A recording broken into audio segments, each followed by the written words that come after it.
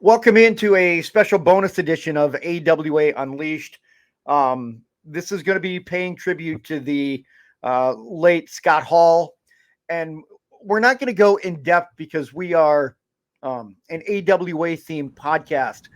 But guys, I think we would be doing fans and Scott and some of Scott's fans here in the Twin Cities area. I feel like we'd be doing a disservice if we didn't at least pay a little bit of attention, even though the run wasn't here too incredibly long. But I do think that in the scheme of things, for the later stages, Big Scott Hall, Curt Hennig, a part that fans remember. And I felt like, at least starting out, George, I wanted to give Scott Hall at least a little bit of acknowledgement from the AWA perspective. By all means.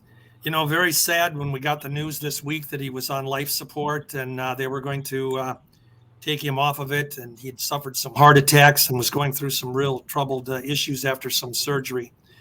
Young age, 63. Mm-hmm. He had a storied career, but his time in the AWA, Chris, monumental because we saw him at the beginning or pretty close to the beginning of his career. There he is, Big Scott Hall. And you got to go back to the 80s and remember that it was a time when Magnum PI was a big show on television with Tom Selleck, the handle mustache and everything, and the mullets. And, of course, Magnum TA was another big wrestler in the business. And our buddy Scott Hall, he fit that really well. He was big, and Verne gave him a chance. He had come from the the Central States area where he had wrestled as Coyote, again, a team with Eagle and Danny Spivey.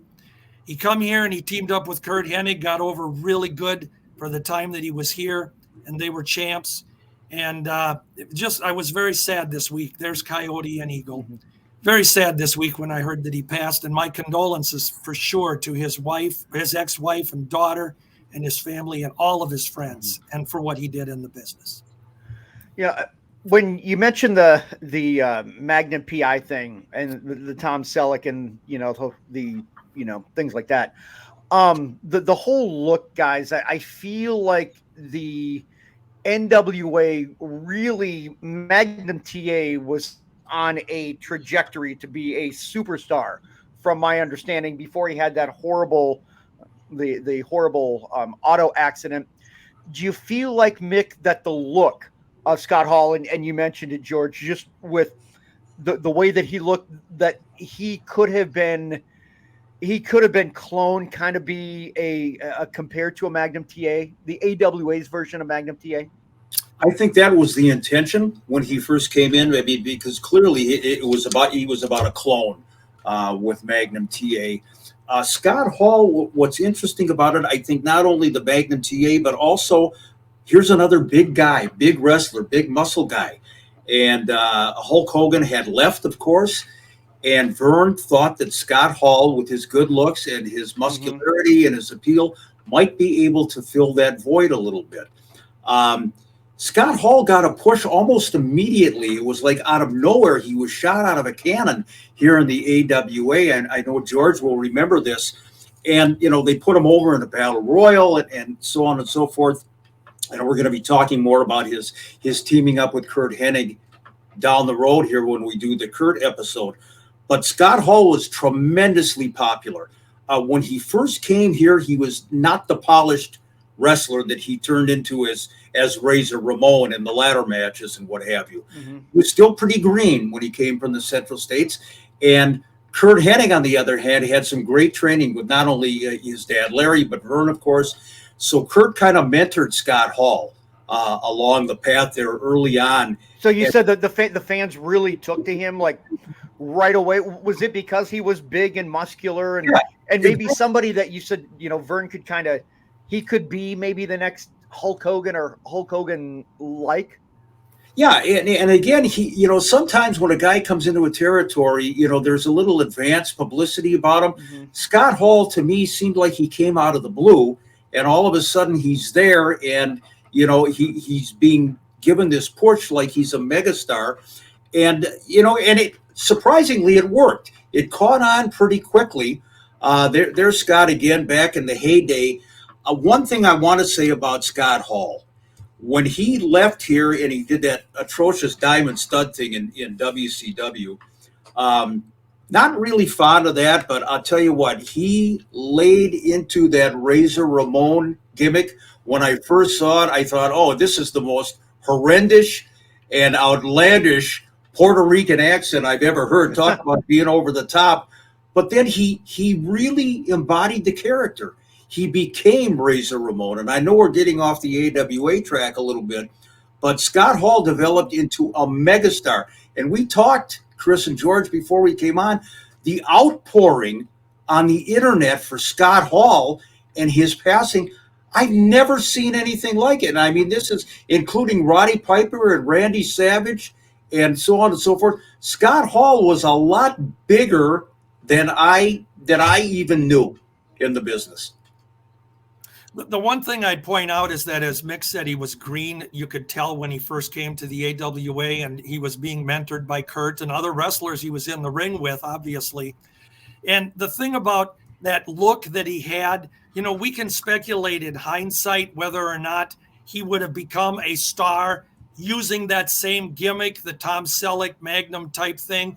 We could also, in hindsight, say whether or not it would have worked for Magnum TA if it would have continued on, because that look and that era was short-lived. And when I say that, I'm talking about that mullet haircut. It was just a capsule in time. So I don't know if either of the stars, Scott Hall or Magnum TA, would have been able to endure that for any long period of time.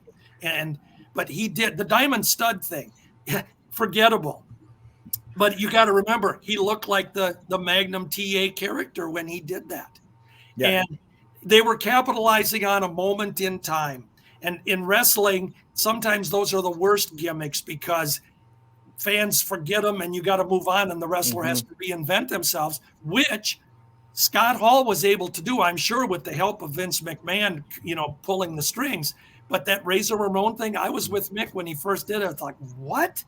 But he worked it.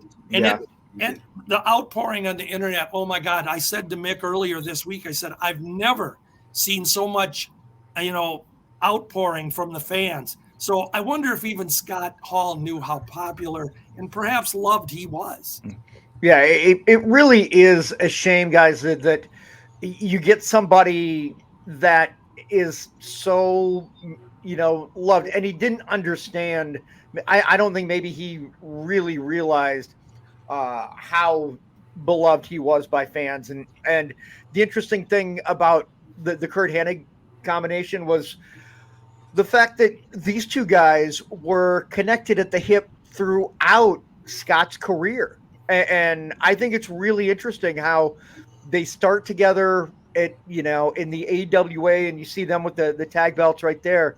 They only had those for a little moment in time as well, guys, but just to see how they were connected throughout the careers of both of them, I think is really fascinating. And I'm looking forward to diving more into that part of it as well when we get into our Curt Hennig episode in a couple of weeks. You know, what's really interesting about that, you mentioned them being tied at the hip. These are two baby faces in the AWA, and arguably their greatest success when they went to the WWE, and Vince McMahon gave them the Mr. Perfect character and the Razor Ramon character. Both heels. Yep. Yeah, both heels, and they went over huge. I in terms of, did Scott Hall know how popular he was? I got the sense that Scott Hall took everything kind of tongue in cheek. You know, he was really a cool guy, and the Razor Ramon character was over the top. The times that I would see Scott Hall with Kevin Nash and Sean Waltman at Cauliflower Alley Club, for example, or Heavy on Wrestling events. Yeah, the fans gravitated to Hall and to Waltman, or to Nash and Waltman, but Scott Hall, there was something about him. There was that coolness. That was that Dean Martin kind of, appeal.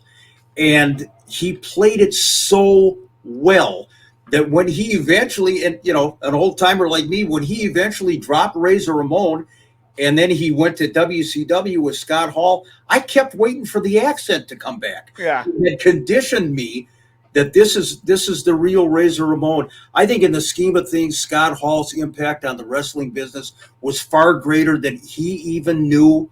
And I don't think he took himself real seriously. I mean, as far as being an icon is concerned, Scott had his demons. We're all aware of it. Everybody's got their demons, for God's sakes. Nobody's perfect. And, of late, Scott had turned his life around. Yeah. So, anyway, great legacy from Scott Hall. Yeah, it's disappointing that, people look and, the alcohol and the drugs, but it was just complications from a routine surgery. That's what it was. And it's really unfortunate. So I'm glad we were able to at least, talk about the impact that Scott Hall, at least in the AWA, where maybe, some people looked at him again, you guys say the proverbial coffee break, but Scott Hall, too sweet brother. We're going to miss you. We love you. And till next time.